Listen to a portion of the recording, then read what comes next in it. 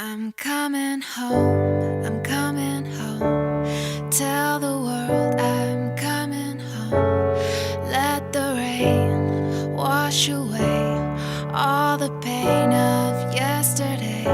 I know my kingdom awaits, and they've forgiven my mistakes. I'm coming home, I'm coming home. Tell the world I'm coming.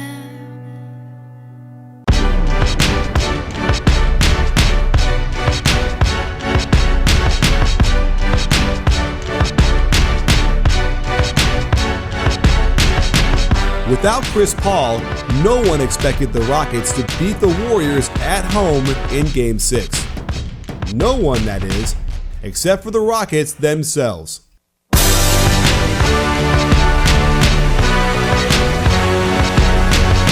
It all started with defensive confusion.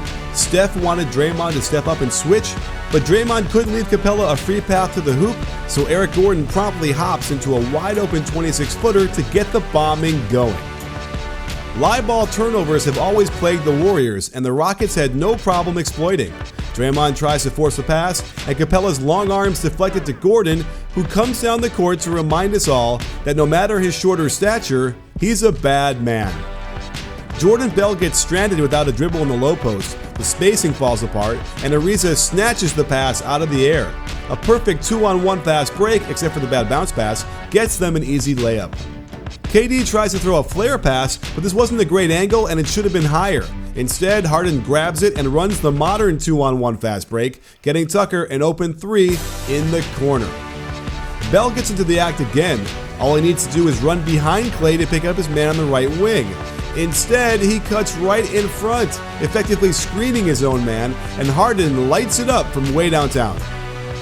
Everything was clicking for the Rockets, and they try to double Harden and to get it out of his hands. Durant rotates, almost gets his hand on the swing pass. Livingston closes out in a hurry to force Green to put the ball on the ground, still gets in his airspace, but Green is an assassin.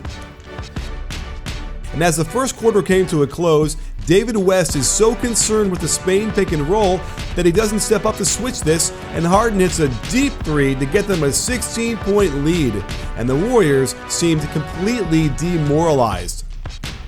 Out of the timeout, the Warriors get Klay going when Draymond slips a ball screen, causing Capella to be a step behind, worrying about Steph, and Green's screen for Klay gets Ariza a step behind. The shot fake one dribble pull-up gets him a wide-open triple, and get ready for the Klay show. Here's a nice wrinkle out of the low post split by the Warriors. Usually you'd have Curry enter to the low post, then split screen for Klay near the elbow. Instead, they put Klay in the weak side corner coming off a pin away.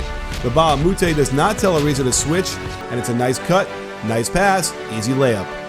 To get a sense of how much movement Klay puts in the half court, just keep your eye on him as he cuts through to the right corner, then over to set a ball screen for KD, then pops out when both defenders take a step to the ball. And that's more than enough room for Klay. Once they get Klay cooking like that, he starts to do things you don't expect. Excellent defense to switch and deny the pass to the wing, forcing Klay to create on his own, hitting the 17-foot pull-up over Capella. In the third, more great defense to switch and cover all the weak side action. Great hands by Harden to deflect the ball, but Klay is, what the kids call, feeling it, and drops one in on Tucker's head. The Rockets were still nursing a lead thanks to their terrific start to the game, but they must have gotten a sense it wasn't their night on this possession. KD was overly aggressive all night, and it wasn't the worst idea to attack Capella right away, but Tucker was right there and Harden makes a great stab at it. Somehow, the ball gets back to Curry, who then finds a wide-open Klay on the scramble, and boom goes the dynamite. The Warriors have an automatic that says whenever Klay or Curry is cutting towards you from the basket area, you set a screen for them. Tucker is a step late recognizing the switch, but check the lead pass from Draymond. It's not that easy to do, and Klay has unlocked big head mode. Most Rockets fans were livid over the lack of calls for Houston, so I went through a lot of Harden shot attempts to see if the refs missed any, and if there were enough missed calls that would even begin to make up for the massive 29-point loss. It all starts with the first possession of the game, as Harden gets right by Curry, but watch how Draymond gets vertical and then rotates his body as Harden passes by. This is clean, and the Rockets can't hold on to the ball. Another example of verticality here, and Draymond deserves the respect of the refs as a great defender. Harden has another shot but just loses the handle. On this drive, Steph gets beat and goes for the strip. It happens quick, and replay shows he gets him across the wrist, but the perils of playing on the road, I guess. Where it became a real problem for the Rockets was in the second half, when Harden attacks Curry, gets into his body with a little ricochet, but the refs don't give it to him and Draymond swats it to KD. The Warriors come down fast, and they never give the Rockets defense any chance to breathe or get into good position, and ultimately, they get points out of it. The next time down, the Warriors do a good job of not switching. Harden tries his dance on Klay, and the referee has to make a decision. Does Klay give Harden space to land? Harden's left leg kicks out trying to get some extra contact, and this might be why the ref ignored the contact with Harden's chest on Klay's back.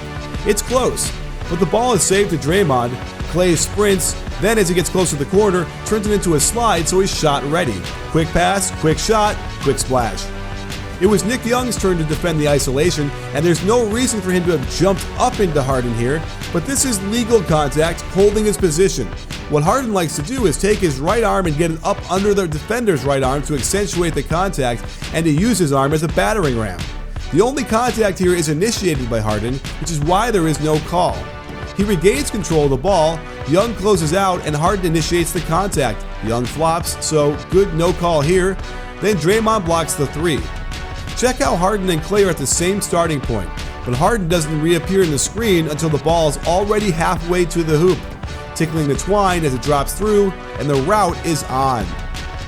It's the Rockets' turn to head home, where things will undoubtedly be different. Role players will shoot better, Harden will get some of these calls, but will it be enough to overcome the intense pressure the Warriors can put upon them?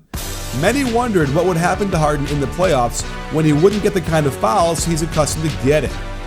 He's getting 30% less free throws per game in the conference finals in the regular season, and it's definitely having an effect. Combine this with the absence of Chris Paul, and it unfortunately doesn't sound great for the Rockets. This series must come to an end on Monday night, and only one team can win it, while the other goes home. I'm coming home, I'm coming home. Tell the world I'm coming. Sports fans, make sure to hit the subscribe button and adjust your settings so you can get notified immediately when we drop another great NBA video. Let us know how you feel with a thumbs up and a comment. After all, at BBallBreakdown, we're not a channel, we're a conversation. You in?